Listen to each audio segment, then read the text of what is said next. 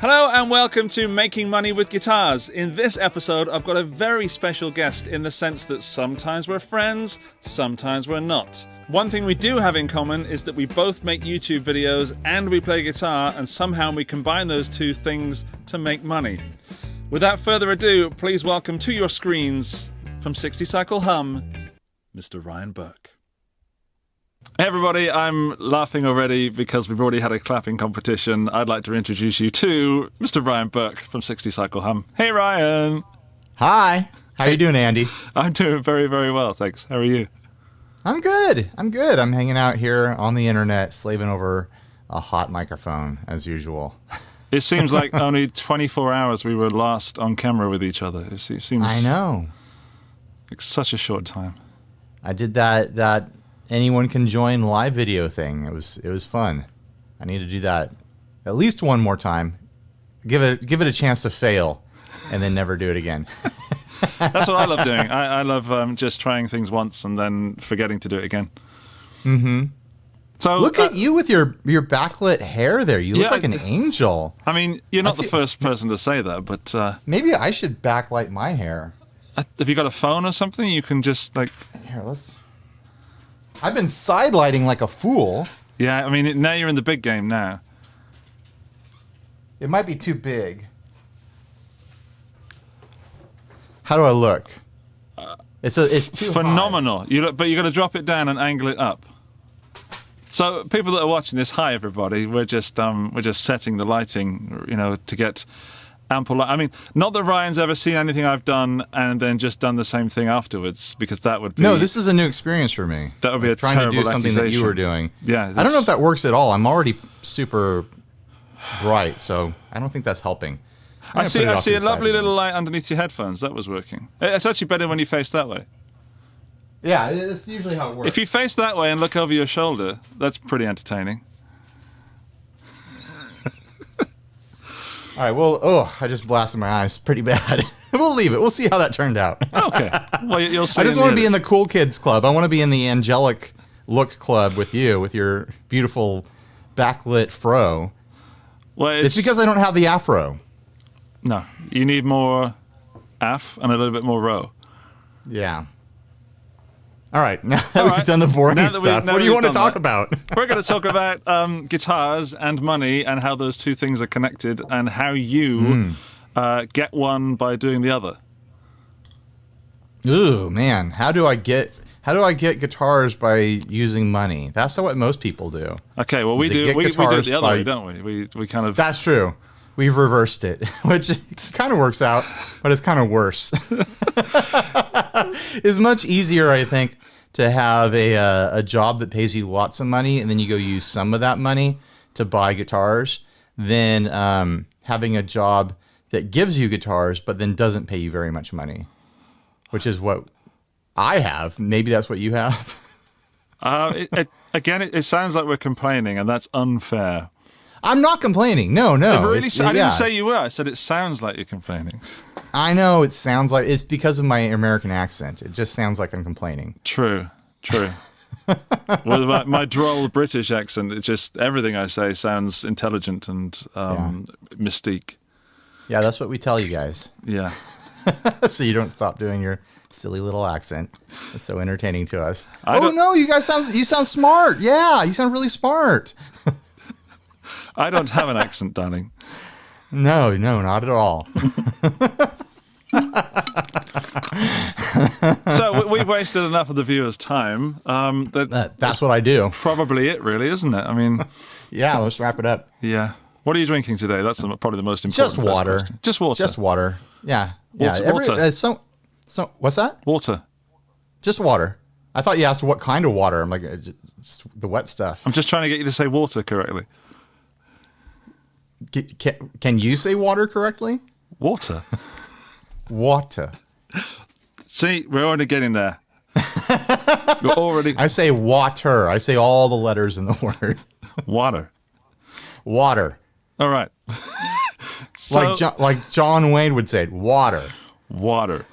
Get off your horse and drink your water. It does sound weird hearing you say it that way.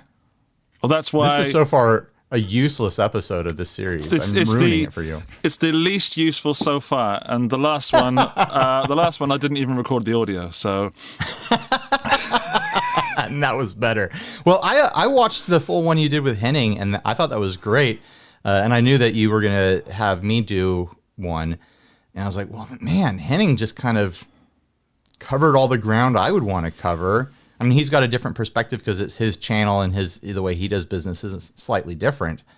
But I mean, I'm trying to work up to being, a sloppier version of a Henning or like a Phil McKnight or something like that. Like I want this to be my living, and for the most part, it's getting pretty close. So what else do you do that isn't this? I mean, my main gig forever has been graphic design, and I'm still doing quite a bit of graphic design. Not as much as I'm doing, demo videos and all this guitar video stuff. But it still pays quite a bit of my bills for me. And I have a lot of like kind of passive income still coming in from graphic design stuff I've done over the years. But yeah, I definitely spend more time doing the guitar video stuff now for sure. And I'm trying to get it to where it pays all my bills. So fingers crossed on that. Well, that's why we're making this video, so you get some views, so some people watch your channel. Yeah, finally. Finally. I'm hoping to get some crossover views from a channel that's worthwhile. It's the dream. Yeah, that's the dream. You're welcome. That's why I'm here for your the channel has exposure. really kind of taken on a next level from my point of view, like watching you and it's kind of working alongside you, but is that what you call it, working alongside me when you make your videos? I imagine you're there. I'm like, I've got a little, you can't see it, but just at the little sticker, and it has WWRD. And that's what I think about when I get stuck, Yeah. And then you just go and look at what I've done, and then you just do that.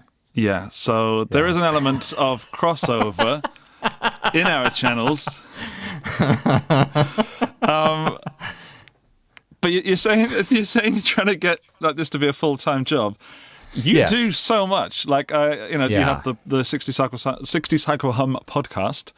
Mm-hmm. You have the graphic design. You have the YouTube channel. You're a dad. You're a husband. Yeah, I also do commercial video work as well. That's outside of the gear industry. Like last week, I was shooting at a naval base, documenting the electric subsystems they're installing. And that pays way better than doing demo videos. So that's the thing, and that's what we talked about with Henning, was that if you want to be a successful, like financially successful YouTuber, then don't do it about guitars. I think we could probably put that straight out there at the beginning. Well, I wasn't even doing anything for YouTube. I was just filming it for the government so they could have footage of their stuff. And but yeah, if you want to have a successful YouTube channel that pays you lots of money, don't start with guitars. Movie reviews, toy reviews if you're a kid or an adult, reaction videos. If you want to get a lot of subscribers really quick, a lot of numbers really quick in the guitar scene, then you just have to do like kind of like takedown videos where you insult people and like. Yeah, that's a whole growing niche of things. Like you don't actually have to make guitar content; you can just kind of dog on people, and that works. So you don't actually have to play guitar. Or you could do like album reviews and stuff, and that'll probably take off better than actually playing guitar.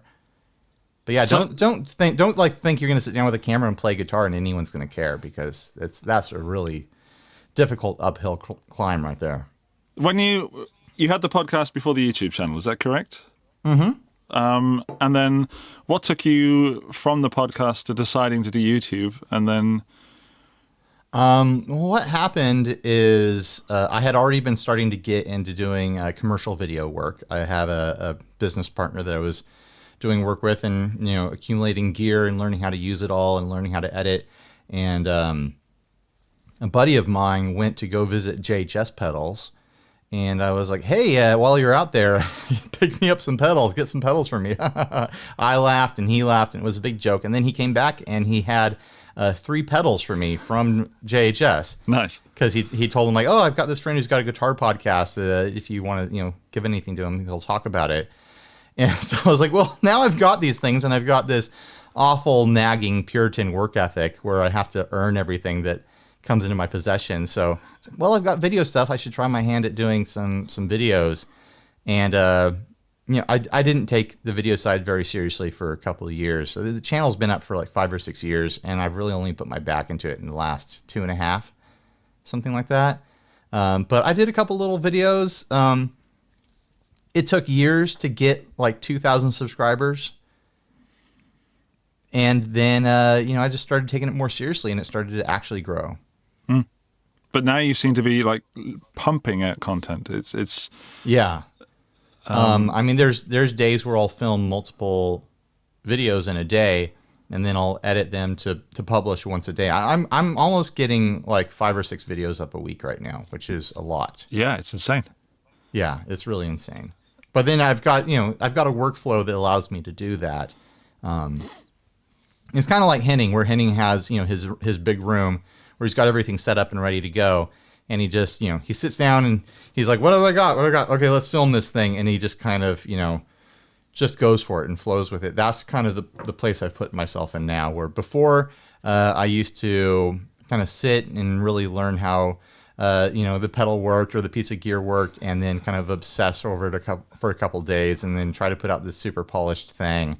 And I don't think people were as entertained by it. I think people, when they come to my channel, they want to watch me kind of react to things in real time. So that's kind of what I've been leaning into lately, and it allows me to put out a lot more content, that's for sure. Sure. It's something I've been experimenting with. I never really know, like my subscriber base, you people watching this, you lovely people. Hello. Hey, everybody. Thanks for joining us.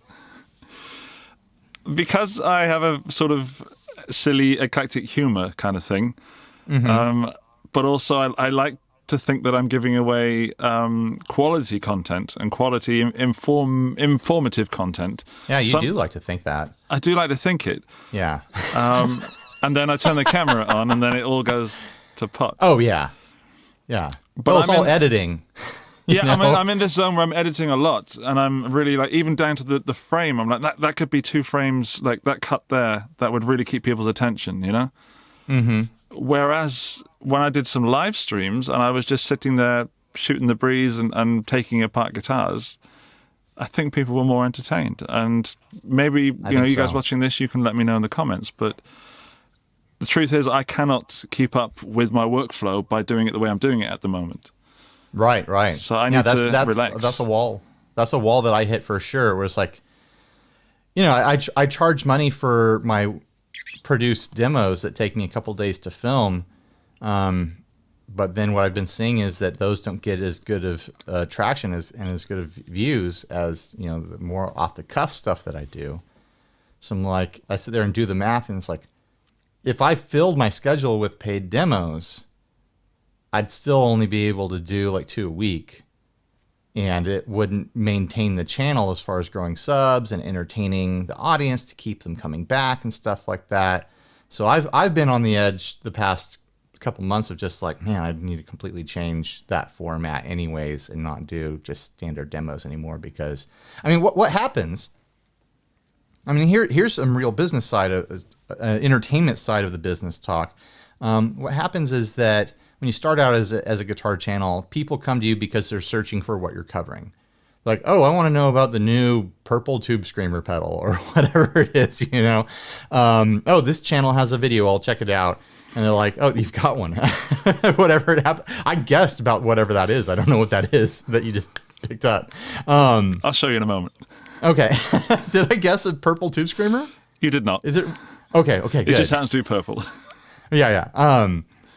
And you're when you start out, you're strictly a source for information for people, and people are like, oh wow, I'm glad this video doesn't have any talking and it has captions or whatever, and it's short, because that's what I'm looking for right now. But then as you grow as a channel, people get to know you, and they become familiar with you and how you work, your sense of humor or your lack of sense of humor, whatever, your personality, and suddenly people are coming to the channel for you, which is a weird thing to say. I don't want to be like, oh, people are coming to my channel for me. It's for me, you know. That's stupid, but it is. And my theory behind that is that eventually people see you as like their friend on the internet, and they come to your videos, they come to your channel because they're checking in with their friend. They're familiar with you. They like you for whatever reason, or they don't like you, which is fine too. And I'll take those hate views all day long. Some quality views there. There's a personal connection there. And then when you hit that spot, you don't have to worry about sticking to a straight, here's a 8-minute demo video that's just the product and goes through the features and doesn't have any mistakes in the playing.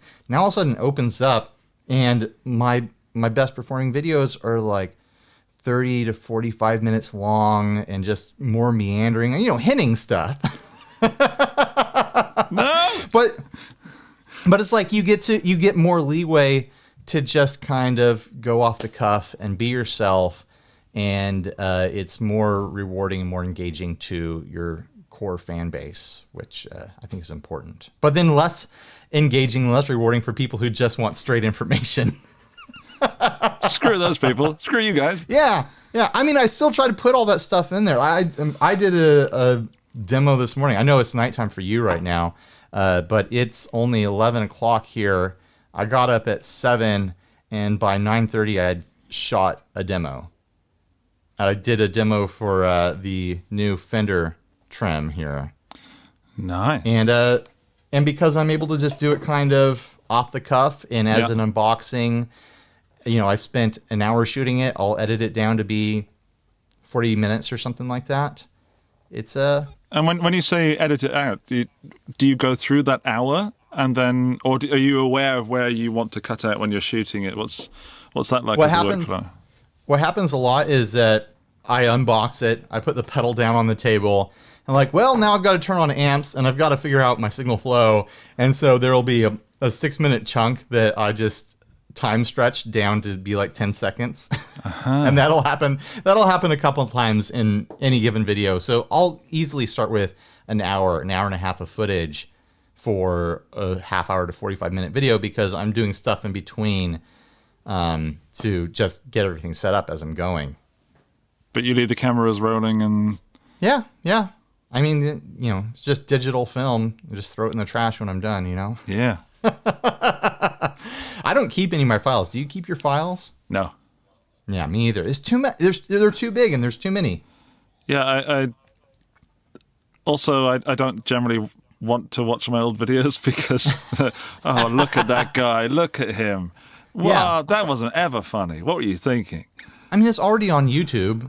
You know, maybe someday YouTube will go down and we'll all be, man, I wish I kept everything. Yep. But I don't know. I would have to have dozens of, 10 terabyte drives on the shelf to store everything. Do you mean like all the footage, or do you mean the final processed video? I mean the footage, all the build files. Okay. Oh, heck no. Yeah. No, I'd have to buy another house, I think. Yeah, seriously, it's too much. But there's people that do that, but they're not channels like mine that have like 1,200 videos because I'm stupid and just film everything all day. That's true. I do. Yeah. I do keep some of the final videos because I try and reuse that old footage again sometimes just to, get some extra mileage out of it. Well, what I do when I need old footage is I just re-download it off of YouTube. I know it's not full quality, but either am I. Oh no! Don't say that. Give yourself some credit. Yeah, Andy disagrees with that statement. Andy does disagree with that statement. In case you're burning with desire to know what the pedal was, it was that. Oh, nice! A D250. Yeah. You got the single knob one. But I got 2 of them. Oh, shoot. Uh-oh. What's going to happen? Well, some other way that you may have made money, I don't know, you at least stuck your name literally all over it, is this. Yeah. Well, you told me to write on that. I was like, can I write on the back? And you're like, no, put it on the front. I'm a huge fan, Ryan. Please do this for me. There was a time. And that was back in the good old days. Before In the good old days, before all the animosity. the dark times and the constant barrage of before all the hate. drama and thievery. Before we really Game of Throned it up. Oh, heck yeah. You know? Yeah, I have never actually watched that show, but I get the impression that there's a lot of drama going on in it. If you haven't seen it, it's basically two guitar players on either side of an ocean giving little digs at each other via the most inefficient manner possible. Yes. So yeah, as far as making money with that thing, I could have made money with it, but what we did with I think we got like 130 of those made, and we might get more made in the future. What I did is most of them sold through our crowdfunding group, to our Patreons, and I sold it to them at cost. So for all those people, we didn't make any money on that. We made the money back to do another production run with them. And then it was probably like 30-40% of them that sold to everyone else. That put a little bit of extra money in the coffers, but it wasn't like, oh, we're in the pedal business now, you know. And we didn't soak up the full, profits from those things. We had to share a good amount of the profit with the pedal builder, of course. Yeah. Because we didn't build them. No, you just slapped your name on it. Yeah, we just slapped our name on it, That's mine. Well, I got number 46, and I was not part of the Patreon group. So you paid extra. You earned a little bit of cash from me. Yeah. I don't mind. A little bit. I think I got like $20 out of you. Nice. And now I'm getting it back out of you. Yeah. Oh, did you hear that? I made a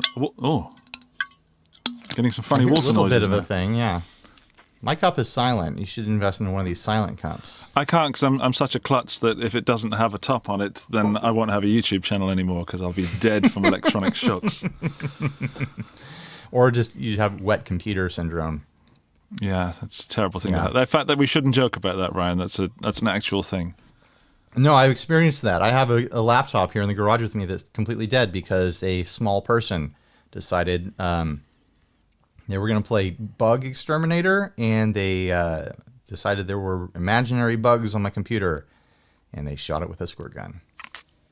So that was a fun day. You mentioned earlier I'm a dad. It wasn't. Yeah, it wasn't just a random small person. It was a child. A circus in town or something. No. Okay. So what else do we want to talk about money-wise or business-wise? Like, what do you think people want to know about the business side of what I do? I think they want to know about the subject that was touched upon slightly in the video with Henning, where you got a little shout-out. That was great. I posted that clip on Instagram, and some people jumped in like trying to defend me, and I was like, no, this is a fun joke. This is us having fun as friends. Don't worry about this. I saw the edit. These guys are my friends IRL. Yeah. Yeah, it was funny. Don't go after these people. I'm not putting a hit out on them. Seriously though, you should lock your doors and windows for a while. Just saying. Yeah. Okay. You guys were Henning was talking about how you don't. Okay. Well, I asked the question. If I ask you the same question, we can then cover it. I asked the question to Henning from HP42. What makes people come to your channel? So why choose you? And you've covered that slightly with finding through search if they're searching for a pedal or whatever. But what makes people come to your channel, Ryan, and what makes people continue to come to your channel? We're children. We're teenagers over here with this sense of humor. You better not edit that out. You don't barely any editing. So leave it all in there. Like I was saying earlier, I think it's a personality thing. I think it's a friendship thing. People, have this niche interest or niche, however you pronounce it, and they're looking for someone to be in their life that shares that interest with them and shares, a general like personality where they'd be like, oh yeah, I'd hang out with that person in real life, or I just got to check in on this person that I hate. And they want to feel like they're having this conversation or this interaction with someone who has a common interest, because I mean, I don't know how your everyday life is when you're not working, you know, this work that we do. Like, there's probably not a lot of other guitar players in your life, and if you are, they probably don't care about the exact same gear that you care about. And, you know, if you can go online and find someone who's into, you know, like the same crazy guitar that you're into, or checks out the same kind of fuzz pedals that you like and plays them in the way that you like to play them, it's a powerful thing. You find like a kindred spirit. And there's some channels that appeal to a really wide audience, and that's fantastic. And there's some channels that appeal to a really narrow niche audience, and that's fantastic too. And, you know, there's a lot of room for specialists in this industry. Somewhere along the line, you guys brought up the question, like, do you have to be a good guitarist? And absolutely not. I'm not. I have played in bands. I am a musician who plays in front of people still on a weekly basis before, you know, quarantine and whatnot. But I'm in no way near, you know, the kind of like hired gun studio player kind of level a lot of these channels hit. Like, I fell into this business almost by accident, by way of having a podcast that was mostly a joke at the time, and then eventually grew into this whole thing that I do. And it's never been the goal for me to be, you know, like a guitar instructor, or, you know, some sort of monster player that everyone looks up to, or anything like that. I'm really just your guitar gear friend on the internet who, you know, you wouldn't mind hanging out with, or you just hate. I'm going to pay you a compliment, but at first I'm going to restart my camera because it's about to bug out. What camera are you using? I'm using the G7. Ah. Oh, so, yeah, and you got the European version of cameras too. So the G70, yeah. So it, yeah. I got the G85. I know you have one of those too. I've got the US version though. That's over there. And mine runs indefinitely. I think that one does, but I'm just too lazy to bring it over here, which would make more sense, because then I don't have to press the button. You might have to edit this part out. People don't care about cameras. When I spoke to Henning, I cut out 20 minutes of camera talk. Jeez. We will touch on cameras in a moment, though, because people are interested in that. Okay. If you say so. I'm just going to sync that. So I'm about to play...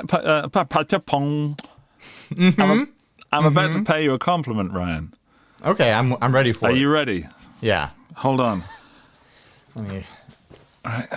You're going to get it, and you're only going to get this once, okay? Here it comes. Ryan Burke, I enjoy listening to you play guitar. Thank you, Andy. You're welcome. I appreciate that. Yeah. And part 2. I don't think you get the credit you deserve. Thank you. But I do think that you take the negative hit very, very well. Well, that side of it, I'm honestly entertained by it. I love it when people try to dig at me. Like, that's honestly like one of the biggest payoffs for me through doing this work. Okay, number one, I love doing the premieres where I get to chat with everyone. Where when I launch the video, like, that's such a huge payoff for me, like, emotionally, to do this work and then have an interaction, like watching it. It's like sitting in a theater and watching the movie you made with your friends, like, oh, look at this stuff that I did, you know. Number two, man, I love those troll comments. I love them. Like, my wife will tell people, like, I can tell when Ryan's got a juicy comment because he's just excited. He's just walking around the house like glowing. And it's true. And I've got someone on the hook, and we're doing that like interaction back and forth, like that trolling thing. Like, I really enjoy that. And it's because, you know, being a teenager growing up on the internet, I was a troll a lot of time. I enjoy that kind of interaction, that kind of ribbing and that back and forth. That might surprise you. And so, yeah, I get a big kick out of it. And I post some of those comments up on Instagram and other places, and people are like, oh man, this is not good for your mental health. Like, you shouldn't feed the trolls. And like, you don't understand. They feed me. That's what gives me my strength.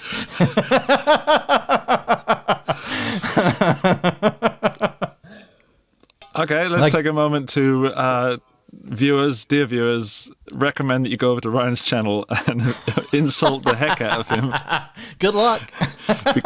because he will then be energized for the next, I don't know, let's give him 6 weeks worth of energy. Just charge me right up. Just charge me up like a battery. It's great. But I genuinely admire that, because I dealt with that in a bad way at some point. Like I was doing, when I began my channel, seemed very similar to you, kind of an accident. I fell into it. There was a motivation to begin. Like, I was watching channels that were only ever complimentary and very clearly, oh, thanks for the pedal. Here's the new best pedal. Yeah, it annoyed me. And I thought, I'm throwing all my other pedals in the trash because this one's so good. And they say that every video. Yeah. It was reminded me the NME, the magazine in England, where it was the new best band of the year every week. So, and there's only so long you can get away with it. Anyway, I thought I'll start it as a kind of an anti-channel thing. I think we all have ambitions to do that when we start out in this business. We're all like, my channel's going to be different. And then you find the stuff that works. And like, well, I guess it's kind of the same as other channels because it works. And Top 5 reasons to own a Tube Screamer. Yeah. Yeah, that's a good idea. Make it purple. Yeah, let's see what it's like when I compare a Metal Zone to a Tube Screamer. Yeah, that's a good idea. I did it. Original idea. Aside, David Wallerman, who I was talking to recently, he said that it's actually okay to do that because you've never done that before. Yeah, totally. So to sort of piggyback on what you were saying about people watching your channel for you and the guy that they hang out with, I'd watch Ryan Burke compare a Metal Zone to a Tube Screamer. Sure. But as long as it had like buckets full of drippy reverb on it, so you couldn't actually hear the pedal. Yeah, exactly. You don't want to hear the pedal. No. You just want to hear what it does to a reverb. Yes. Let me grab something real quick. Sure. I'll finish my troll thing. It was all right, I'm back. Good. I went through a period of really being affected by the trolls. Mm-hmm. And knowing that I was starting this channel, and it's almost as if people didn't want me to get past a certain point of success on the journey to success, or journey of success, I guess. Yeah. But you actually taught me. I learned from you about the trolls, and I learned to appreciate them. I don't deal with it as well as you do, and I don't feed off them. But I get disappointed when I try to engage them and they finally leave. I'm like, yeah, they're gone. Yeah, I used to say all the time, like, you got to keep them commenting, because you're farming them, like they're doing a service for you. It's part of our business that you want your videos to be reflected well on YouTube through the analytics. You want YouTube to be like, oh, this video is getting a lot of traction on it, so we'll suggest it to more people when they search for relative search terms. So if you've got a lot of comments on a video, it's kind of like an automatic boost. So if you can get someone who just keeps coming back to the video to be, playing the last word game, you got to milk them like a cow. Like you just do. Like they're a farm animal at that point. Because it's just good for your business. So there's no reason to let them have the last word and let anything resolve. Like, just have fun with it. Be lighthearted. When stuff starts getting dark, then I'm like, okay, you're having a legitimate hard time right now, and I'm just going to let you have your thing. But if people are like ribbing back and forth and playing that game, then I'll keep it going forever. Can we have a little game right now? Can I be a troll, and let's see how far we can do this? Let's see if Andy can be a troll. We'll see. Let's see if he can rib me a little bit. I don't know, guys. I'm going to go with something simple. like, just to disappoint you at first. Okay. You suck. Nah, I am disappointed. Yeah, you should be. Yeah, what I would say online is just, I know. I don't think you do know. Why is it that you've got a YouTube channel? Why do you think that I care about what you have to say? Nobody cares what you have to say. I know.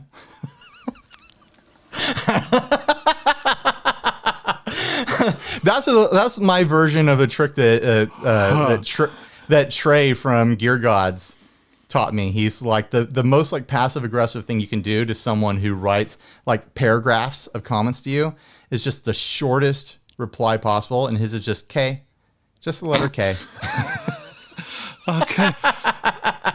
One of my favorites. Well, is then if you're I wrong. wanted to keep them going, then I would I would tear those arguments apart a little bit or something like that, or be like, well, I have this channel because people like you keep watching and keep commenting, and thanks for your service or something like that, Okay, then don't thank me. I don't like you. Sorry, did I offend you then? Did I offend you? If I didn't like... I've just learned I'm really not good at this. You're too British for this. Yeah, I didn't appreciate what you did there. We need tabloid, Andy. You bring out that tabloid British Yeah, but I'm quality. worried about swearing and insulting your family members. Like, call me fat or something. I don't know. You're fat. I know. Okay. Okay, I have to ask, why did you have that guitar in your hand? And okay, what's because that- you were what's that all talking about like doing the same thing that another channel does, but it doesn't matter because you're the one doing it. I bought this guitar a while back, and I don't know if you're familiar with the channel Trogley. I am. So he's covered a couple of these, and just because he's covered them, and he's covered every guitar ever. Yes, That's every his day. channel. Just because I cover this, people in the comments are like, "Oh yeah, Trogley's done this. Oh yeah, Trogley did this video. Trogley did that." I'm like, "Yeah, he's done every guitar, guys. Like, he doesn't own, doing this specific guitar. It's a fun guitar, by the way. You need to explain that before people go crazy in the comments. What is that? It's a little battery guitar. This one is made by Great River or Green River or something like that. It's a sub brand of ESP, made in Japan. It's a little tiny battery powered Les Paul sort of thing, and it's a bunch of fun. I bought it for $200 a few weekends back. But yeah, it's really cool. So go watch Trogley's videos on it. Don't bother with mine. I had the same comments recently about Trogley. Trogley did that. Yeah, Great, fantastic, super. that's it. It's inspiring though, because it's like, man, he's really inspired a level of fandom and a level of familiarity with his content that, I mean, I think we should all aspire to as YouTube creators. We should all be engaging our audience as well as Trogley is. So my goal is for me to cover something and someone to go over to Trogley's channel and be like, "Oh, Ryan already did this." That's a good goal. That's a good goal. It's good. So You gotta have little goals, Yeah, when do you're in you this do you business. set goals, or are you just in the flow? Are you just turning the camera on and taking the sweet money? All that piles and piles of sweet money. Yeah, it never stops flowing. I set goals. I mean, you have to, especially like, I mean, I'm 6 years into this and I'm still working on transitioning into it being my full-time thing, I really Like, thought you were going to it's- say I'm 6 years old, and I don't even know why that's funny. I'm not 6 years old. I'm at least 8 or 9. Like, You look double figures, man. my sense of humor is 6 years old. Like my son and I are right about the same level right now. It's pretty good. He's about to pass me up though. He's about to be more adult than I am. Sorry, please. I just lost it. I had to bring that up because... Sure. So I was saying that I've been doing this for 6 years and I'm still transitioning into it being a full-time job. That's the reality of the business. And I don't remember why I started saying that, but that's what I was saying. I think I called you fat, and you said, Yes. no, I'm 6 years old. And then you got somewhere else. I said, I'm not fat, I'm 6. Oh, I was asking you about goals. Setting Goals, that's right. But yeah, I set goals to be like, I want to have this many, views on my channel by the end of the year, and that'll mean I'll be making around this amount of money. I want, to push, this kind of affiliate link, and if it makes this kind of money, then it means this sort of thing for me. It's like you have to plan ahead and look what's coming and have these goals so you can see if you exceed them or fall short, so that you can adjust if you fall short and do something different. Like there's just a lot of moving targets to make this a business. And it's really hard to know what's going to pay off until you do it a couple dozen times, and see if it's working, and then readjust, And I think the worst thing that any channel can do is rest on their laurels and do the same thing over and over and over again. You constantly have to try new stuff. And if something is still working, then keep doing it. But you got to keep trying new stuff. Or we're doing that right now. This is a fairly fresh series. Yeah, and I think that's great. I think this is a really cool series, by the way. It's really to the point concept. Talking to people who play guitar and make money at it. How do you do that? That's incredible. Because I think most people, they do this as a hobby, and they're like, how can I make money doing that? Is it worth my time to make money doing that? Because everyone wants to turn their hobby into their job because they love doing their hobby, A job. So, yeah, I think it's a cool idea for a series that you're doing here. But I'm looking forward to watching it on 60 Cycle Hum. Yeah, I'm working on this new series. What is it called again? I think it's written on your desk just there, isn't it? Yeah. Making cash with axes. I don't know. Yeah, I'm still working on it. Sounds good. Yeah. There are obviously reasons for making these videos, but the growing theme is that it's really hard to do this, as in be near a guitar and make some money from it, but also the people that I've spoken to so far love it, and they're fully in. Well, if you didn't love it, you wouldn't do it, because why? Why would you put yourself through years and years of struggle and just grinding to try to make it work if you didn't love it? There's no one doing this who's like, I hate my job. I don't like the work. You like the work. You love the work. That's why you do it. Trying to figure out how to make it pay your bills is, the other side of it. I'm thirsty. I don't know if you noticed. I keep drinking. No, just having a dramatic pause. Yeah. you said something. Maybe an explosion is going to come in there. I think we just had an explosion. Well, if you're going to call it a dramatic pause, then you need to have a little kitten come up. Pause. I almost went there, and I thought, don't go there. Like I said, I'm 6 years old. But that was in my... I said pause, and I was thinking cat. Yeah. I don't even remember what we were talking about now. It doesn't matter. Even the people watching this have no idea. The cat is in my mind. Dramatic pause is there in my mind, and that's all there is anymore. I did actually make some notes for this. Let me see if I've covered everything. Sure. I wrote DD250, talk about that. That'll make Ryan smile. And then you brought it up, so thanks. 50/50 pedal, done that. Yeah. Podcast, you have one. I've got one, yeah. Patreon. You've mentioned Patreon, but we haven't really gone into that, and that's sure. So it's a huge thing. Speaking from the point of view, let's talk. If people are watching this, thinking, how can I make Patreon work for me? How do you make Patreon work for you? First you have to have an audience. It's kind of weird when a channel starts out, or anything starts out, and they've got 5 subscribers and hit up my Patreon. It's there's not enough people there for that. You haven't made enough content for anyone who want to support you. But we brought our crowdfunding in, I don't know, maybe a year or two after starting the podcast, and it just starts to grow slowly. We decided from the very beginning to have the Patreon money be not a source of income, but to be the funding for various costs around the show. producing travel content, like going to NAMM and stuff like that, buying equipment, I've had to buy so many different cameras and microphones over the years to produce this stuff.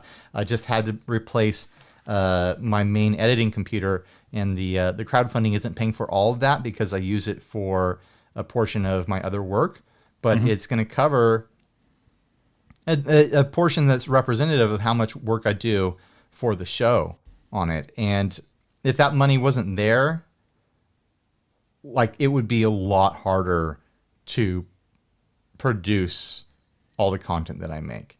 Because just the fact that we set it aside to be like, this is the production budget for all of this, it makes life so much easier. We use it for food. Like, when Steve comes over for us to podcast, he'll pick up food on the way here. And what that means is that I or my wife don't have to cook a meal on podcasting night, which means we get to relax while I'm setting up to do the podcast, and there's no cleanup because you just throw it all away, sort of thing. And just little things like that make this more bearable for my family and more bearable to, for the longevity of this sort of thing. I mean, you can run your Patreon any way that you want to. That's just the way that we decided to do it, I think it's admirable, because also the factor of that is the person, your patron, is having some control, some ownership of what you do then. Yeah, and that's really what we wanted, is we wanted people to feel like if they're supporting us, and they are supporting they're supporting the programming and the the content. They're not just putting money in my pocket so I can go to a waterside park or something. I don't know why that popped in my head. It sounds nice though, right? It really waterside does. Park. Maybe I'll shoot a video at a waterside park, and then I can. Do you have like an action camera you can take with you and? Yeah, I'll go down.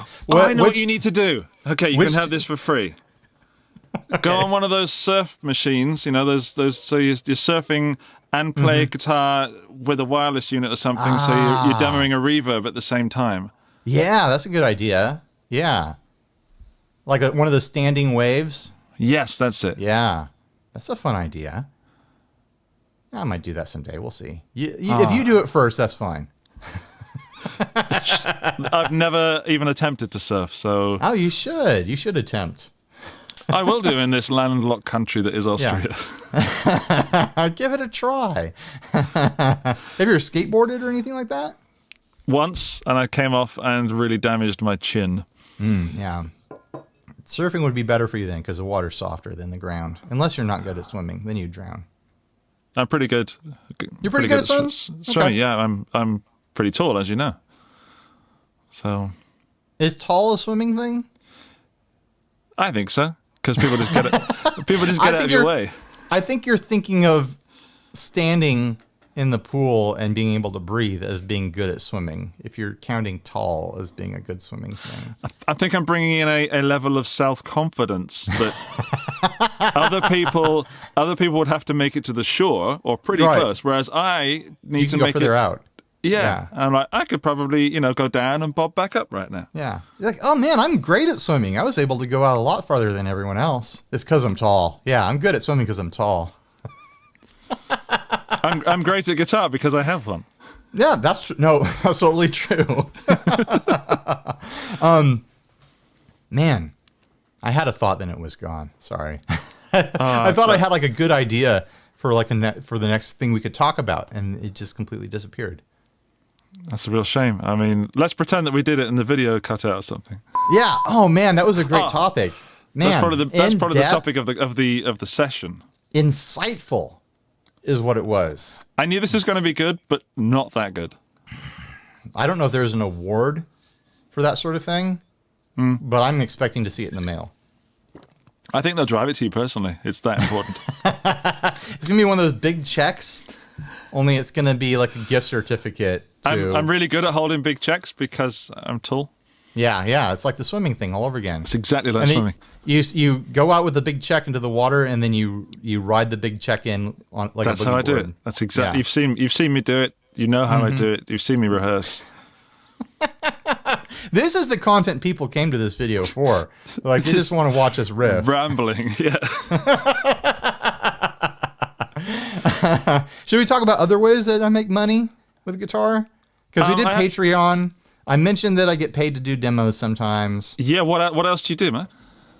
I mean, YouTube pays us ad revenue. I'm assuming you're monetized. If you're not, you're dumb. You should monetize your channel the moment you can. That's probably my biggest single source of income through the channel right now. Is YouTube monetization right now. Really? But then with everything else added up, that's bigger. You know. So the biggest single source is what you're saying. Exactly. Right. Exactly. Like I maybe only do like 2 paid demos a month, which isn't enough to pay most of my bills. You know, it's fun when that happens. Why is that? Why are you only doing 2 paid demos a month? I just don't hustle it very hard. There's other channels that approach brands and like, hey, send me your stuff. Here's my rates. And I just kind of wait for, I think it's part of me knowing that I'm not a studio musician. I'm not a session guitar player.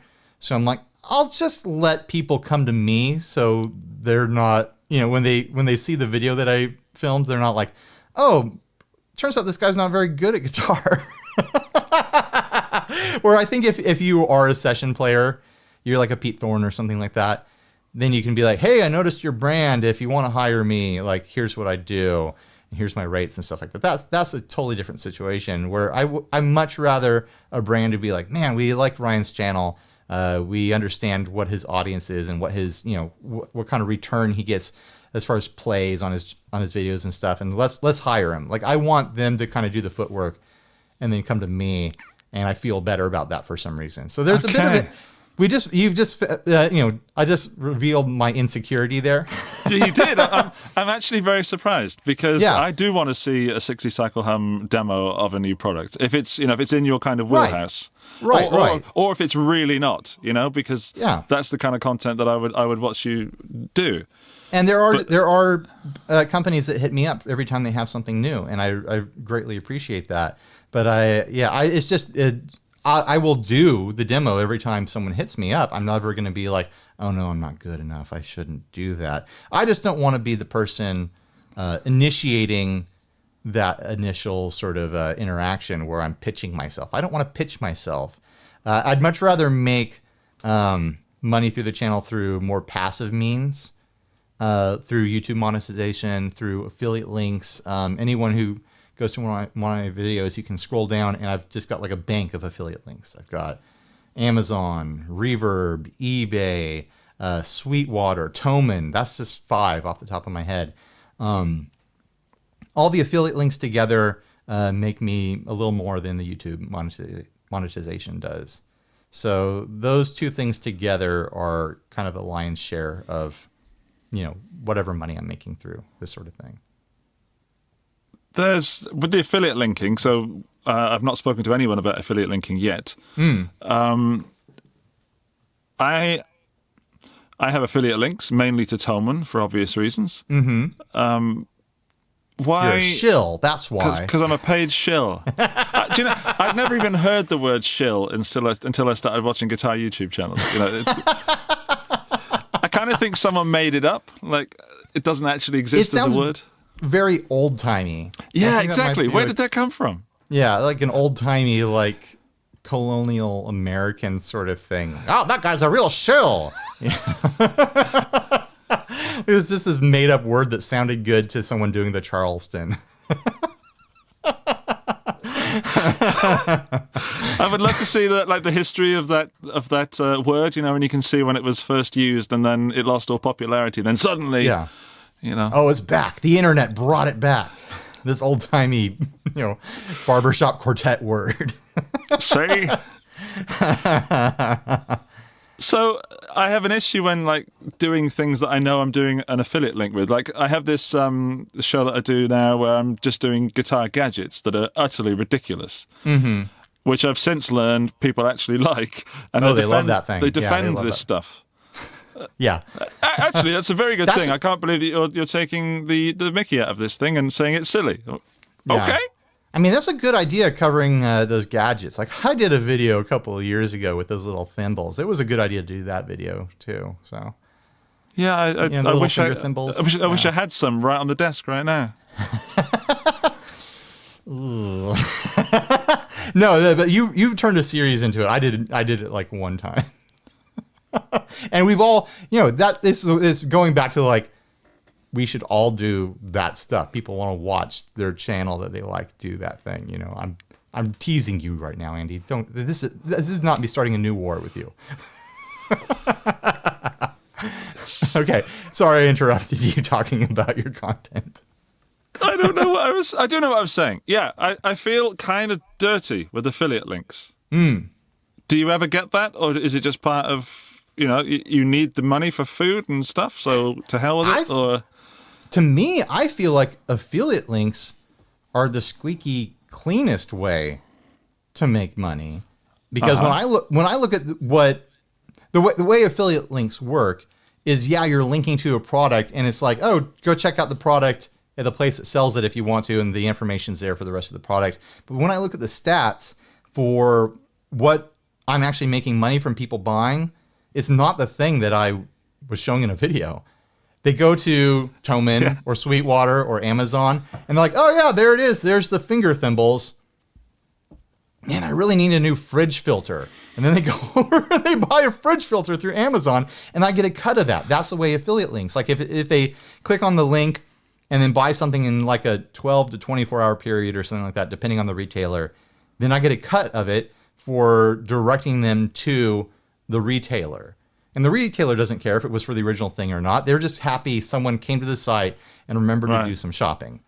So to me, I feel like that's a really honest way for our community, our scene, our business to make money, because it's not forcing anyone's hand to buy anything. It's not pushing advertisements for solar power banks. Have you seen those? Oh, why I can't not see them. Why don't they show their faces? Oh, you know why they don't show their faces. They don't want anyone to track them down.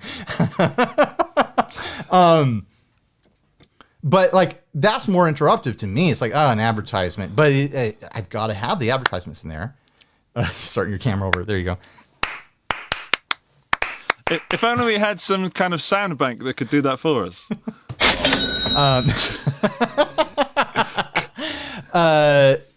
Like, people don't like ads, but it's a necessary evil to pay for the money, to pay for, the time it takes to make this content.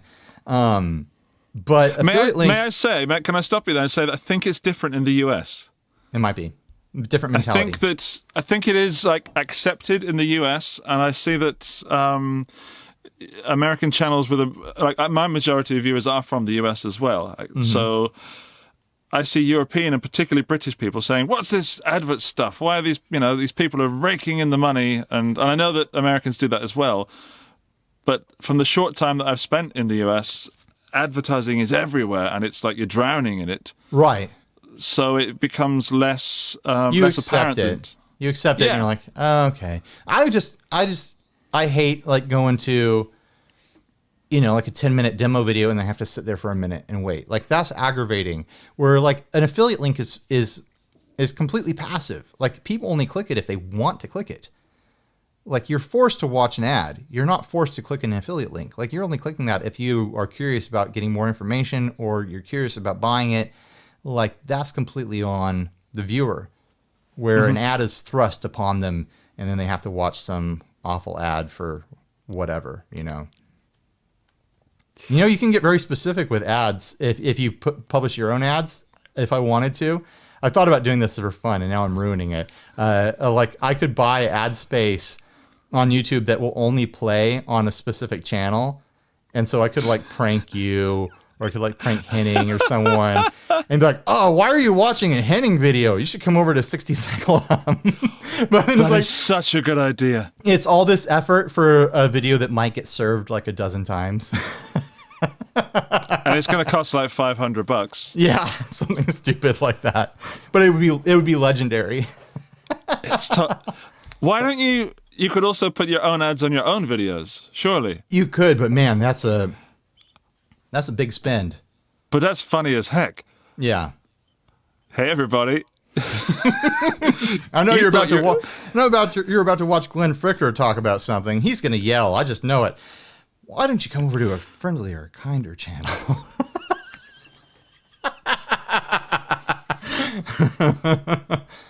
I think we should get a small list of guitar YouTubers to all put in $100 on a $500 spend. And just prank each other.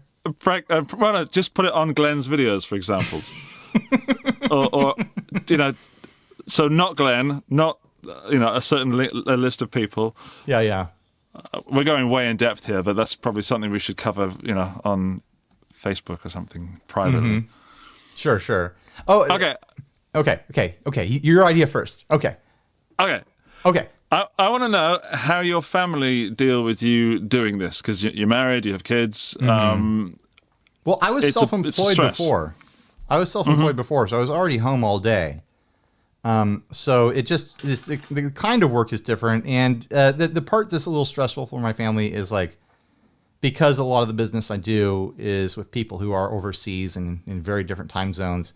Every now and then I'll be like, "Hey guys, I know it's dinner time, but I've got to talk to someone in Singapore right now." I got to get on the phone with someone who's just woke up, and they can't wait. Or like I like to publish certain videos on Saturdays, so I press publish on it, and I sit on the couch while my kids are watching cartoons and do the premiere thing there. Or like if a podcast file is giving me a lot of trouble and I have to edit the podcast on a Saturday, that's a pain in the butt and stuff. But for the most part, from my perspective, I'm like, things could be way worse for my family. Like way worse. The fact that this is representing a good portion of my full-time work, and it's not something I'm doing when I get home after working a different job outside the house, I think is pretty good for my family. I typically keep a 9 to 5 work schedule around here. That's impressive. It's not too bad. Yeah. No. I think if it was a huge strain on my family, that's something that would make it non-sustainable. Yeah. I wouldn't be 6 years into it, for sure. That's true. I'm trying to figure out how long I've been doing it. It's not that long. Probably just right after you saw me doing it, you started doing it. Yeah, I mean, not just after. I left it long enough so that it wasn't coincidental. Right. No, right when I started being able to make like a thing out of it. And you're like, oh yeah, it looks like a thing. Yeah. Yeah.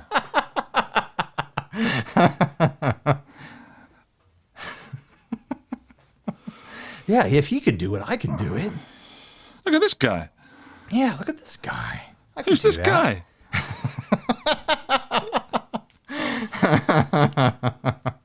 Actually, one thing that freaks me out about this is that I'm older than you, and that seems so weird. Yeah. How old are you? I'm going to be 39 in June. Oh, man, you are older than me. Like a lot older.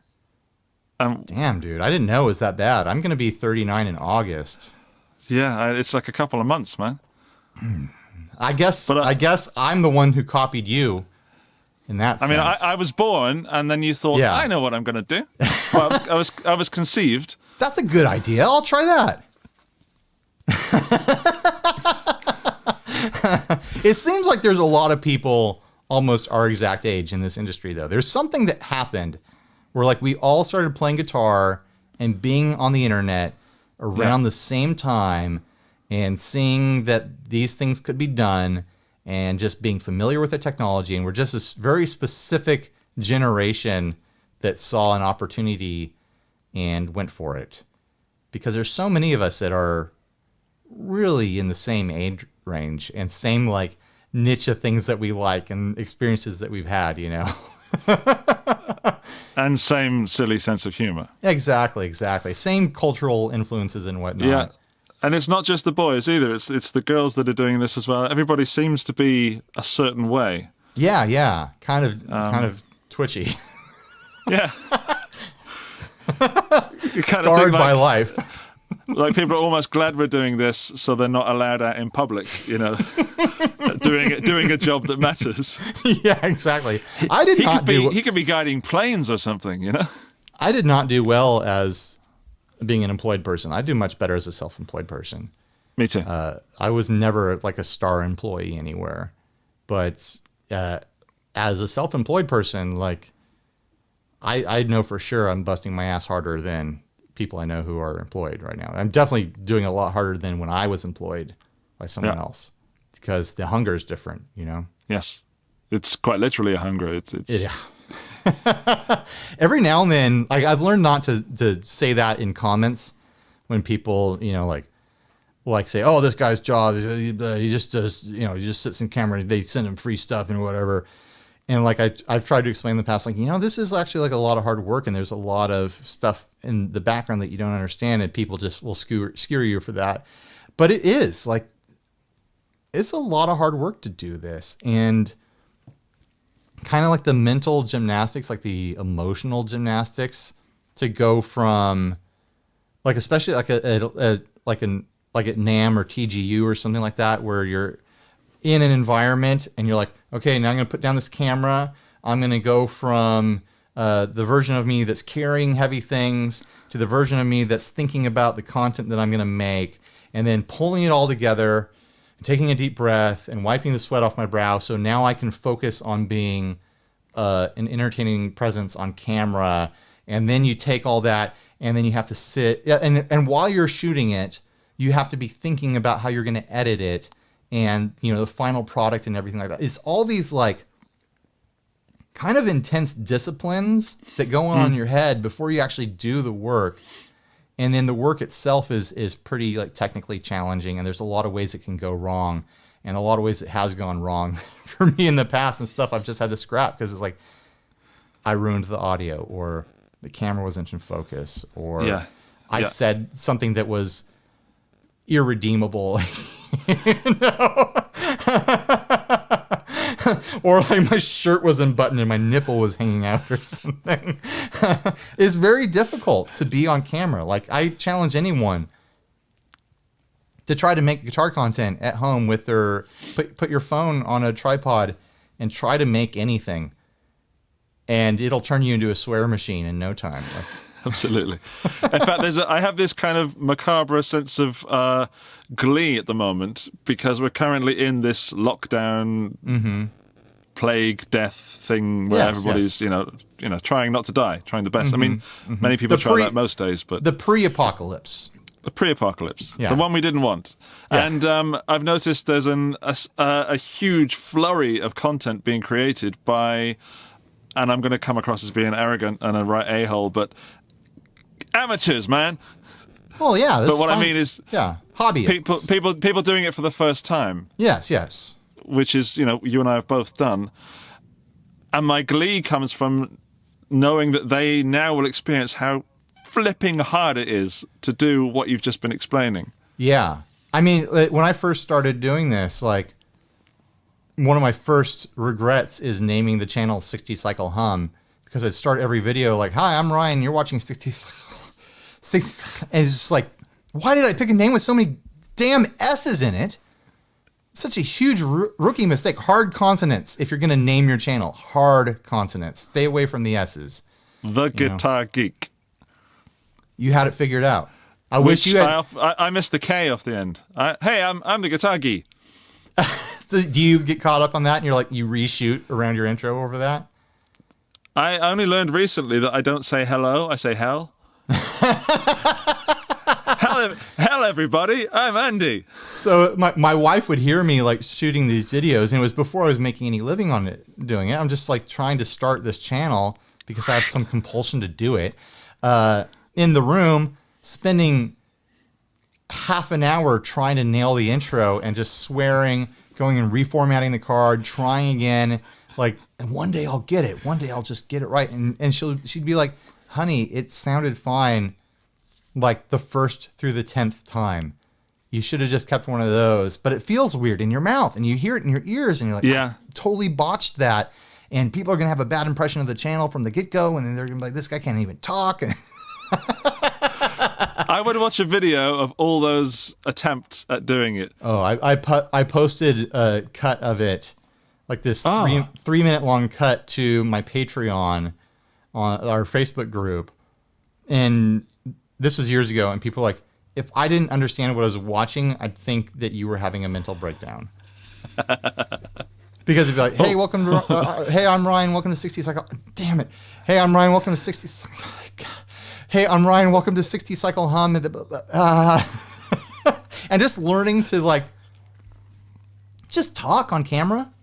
Yes. Is like a huge skill. Like I think about it sometimes. I was like, I wonder if I could, with the experience and the education I've given myself doing 1,200 videos or whatever I have, I wonder if I could put together a little reel and go get a job at like a TV station or something, or as a radio DJ. Because now I know, like, if I need to like make my words work, even though like I've got a big ball of spit in my mouth or something like that, or I can't think of what to say, professionally I can do that now.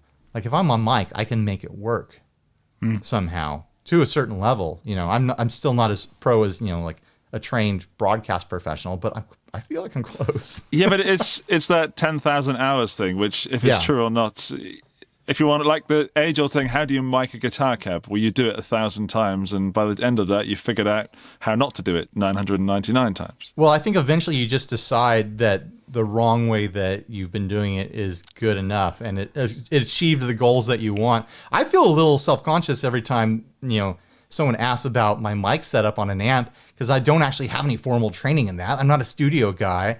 I just kept moving things around until in post I was like, you know, that works. I like that. And I probably organized the audio in a way that like a professional would be like, man, that's really weird. But it gets me the results that I think best represents what I was hearing in room. Yeah. And so that's what I run with, you know. Yeah, but then you know, it's part of you and your brand and your channel, right. and it's. I've heard some professionals recently do terrible audio jobs, and it really stands out. Well, I think professionals. I say this as a professional in, you know, the design and video industry and then other industries I've been in. I think a lot of times professionals are just like, oh, I'm a professional. I'll do it by the numbers. And, you know, the results that happen are like what you get when you do it by the numbers, where someone who's not a professional, who's coming at a hobbyist angle or an amateur angle, who has to really sit there and think about it, is listening to it. And it's like, man, it doesn't sound the way I want it to as the consumer. So I'm going to keep working on it. Where a professional is like, yeah, I put the mic on there the right way. I put the right compressor on there. Yeah, that's the way it's supposed to work. So that's the sound that I got, you know. Maybe that's just, you know, the live sound techs I've worked with in the past. Sounds like you may need to talk to somebody about that. No, I'm just spitballing why, you know, a professional might not have the audio you would expect. I don't know. You mean a professional, a trained professional, right, rather than the school of hard life and hard knocks. Yes, hard video life. Hard video, that hard video shooting life. Mm-hmm. Mm-hmm. Okay, let's wrap this up. I'm going to ask you one more thing. I mean, we've been running for like 3.5 hours now. You're going to have to do a hell of an edit job on this. Yeah, you promised me you weren't going to do this, but you did it, and we did it. Yeah, sorry. I was trying to beat Henning. Yeah. It's okay. I've now got a thing with my videos where I have an end of the video club. People get to join it, and you're either in or you're not. Oh, cool. Am I in it? Well, if you make it to the end of this video, yeah, sure. Ah, okay. But I don't know if it can. Anyway, I've forgotten the question now. Yeah. Oh, yeah. The question is, do you ever sit where you're sat right now or stood and making your videos or about to make a video and see yourself in the camera and think, what the hell am I doing with my life? Oh, yeah. I mean, there's a lot of things that this industry and this line of work doesn't guarantee you that a regular job does.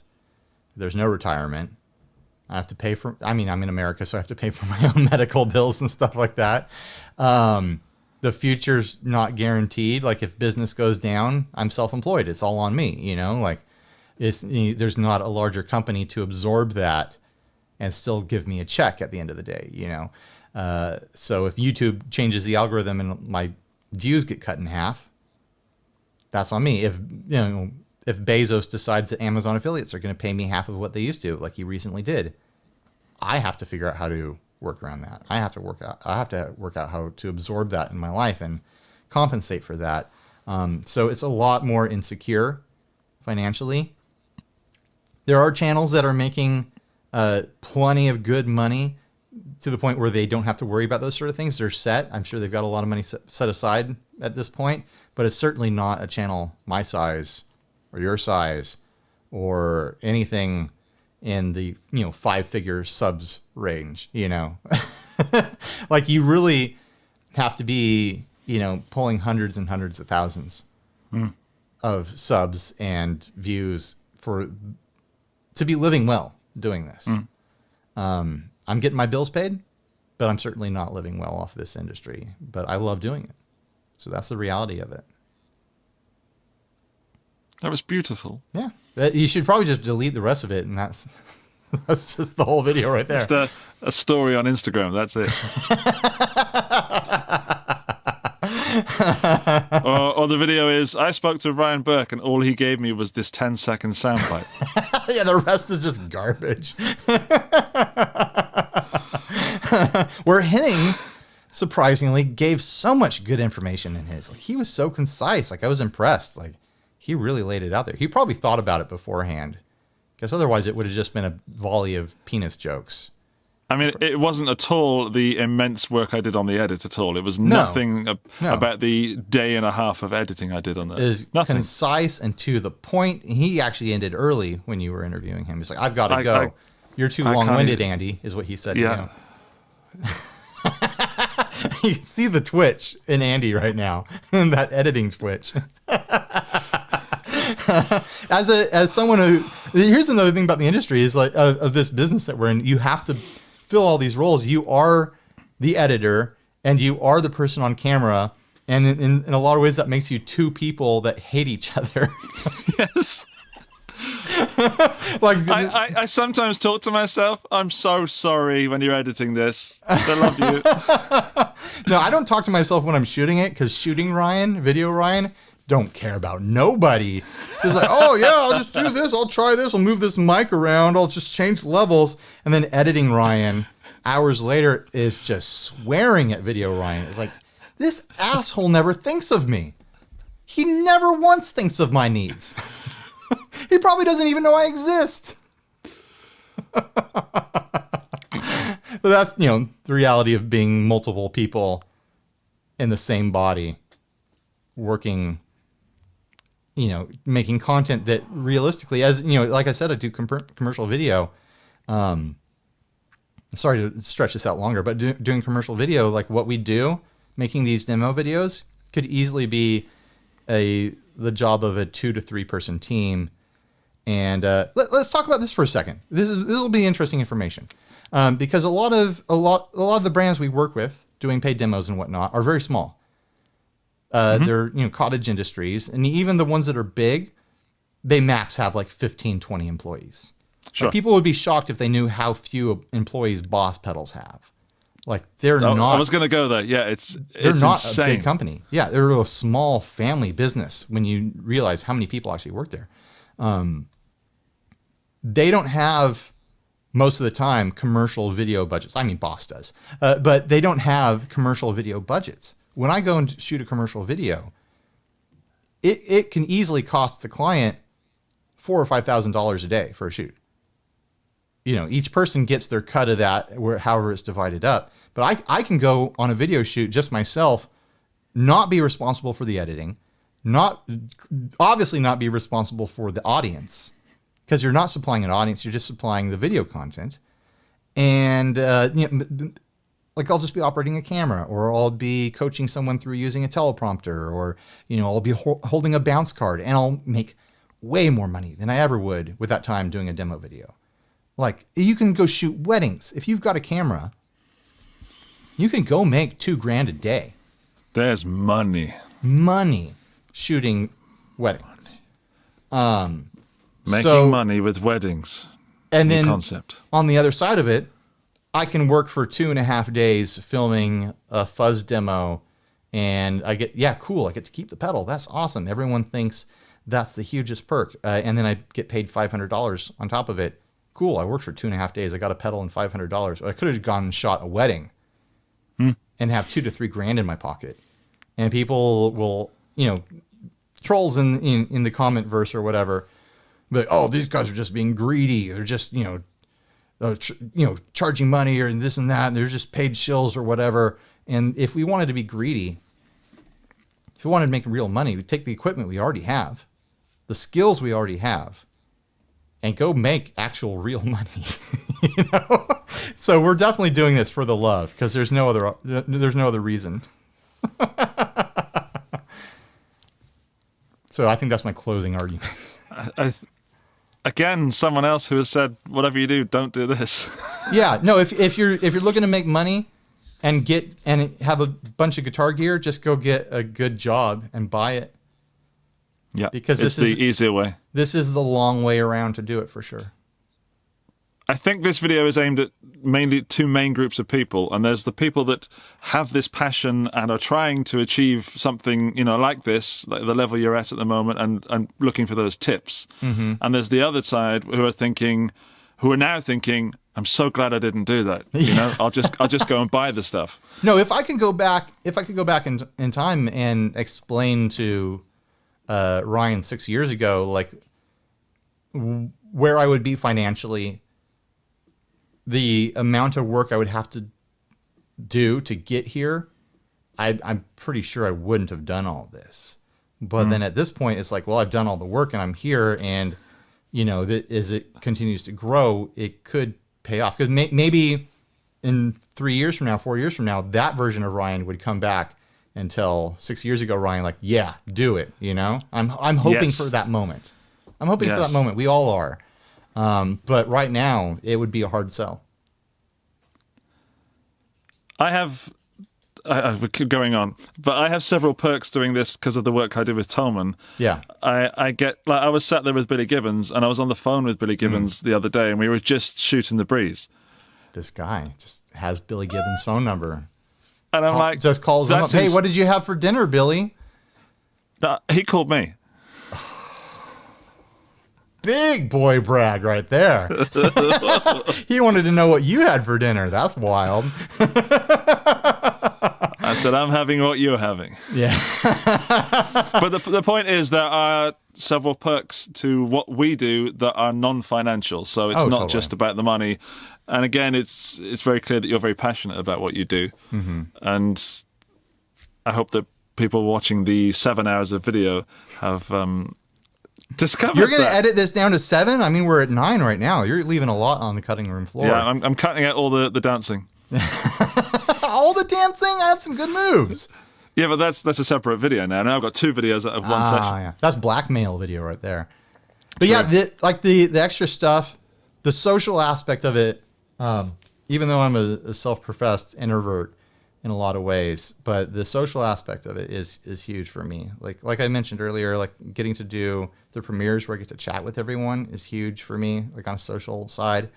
It means a lot to me to have like a community built around all of this.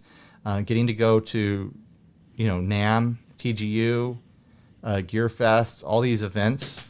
Rest in peace with all this quarantine business, but that's huge for me. Being someone who's been self-employed for a decade, like getting out and getting to have relationships and friendships with people is pretty amazing. And I'll be happy when quarantine's over and I can do that stuff again.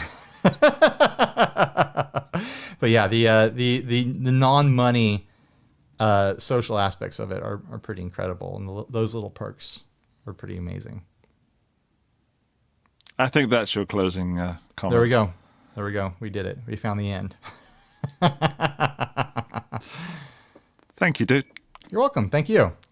So a pleasure talking to you, and I know that people watching this video have very much enjoyed at least 10% of it, and that's a good thing. Yeah, I think they enjoyed. It's going to do wonders for my analytics.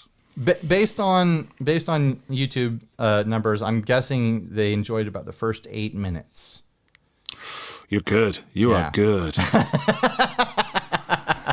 And then who knows about the rest? I think about 5 to 10% stuck around for the rest.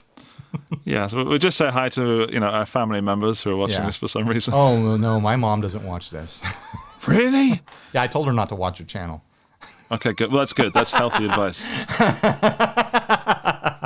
And we're back to the nemesis mode. Yeah. Okay. Ryan Burke of Sickly Cyclehum. Sickly Cyclehum. That's right. Thank you for your time and your wisdom. Was it wise? I don't know. But you're welcome. Or lack thereof. Bye-bye. Bye, everyone. We did it. We nailed that. You've made it to the end of the video. Well done. I just want to say thank you to Steve for lending Ryan to me for the afternoon. And thanks to Ryan for turning up and learning how to press the button on his camera. Thank you, Ryan. I think Ryan made some excellent points, and I really hope that you've learned something and can take something away from this video. At the very least, you are a member of the End of the Video Club. So congratulations, and to prove that you are a member of this elite, prestigious club, leave whatever feedback you have on this video, but also include the phrase, "Ryan, stop stealing Andy's ideas!" That lets me know that you watched this part of the video. See you next time. Bye-bye!